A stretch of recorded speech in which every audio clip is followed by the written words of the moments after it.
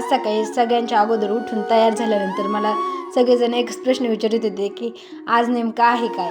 तर आज होता मार्गशीर्ष महिन्यातला पहिला गुरुवार आणि ह्या गुरुवारी देवीसाठी जे वस्त्र लागतात ते मी घरीच माझ्या हाताने बनवले आहेत. मला हे अशा छोट्या छोट्या वस्तू बनवायला खूप आवडतात. आणि मग त्यानंतर मी रांगोळ्या वगैरे काढल्या.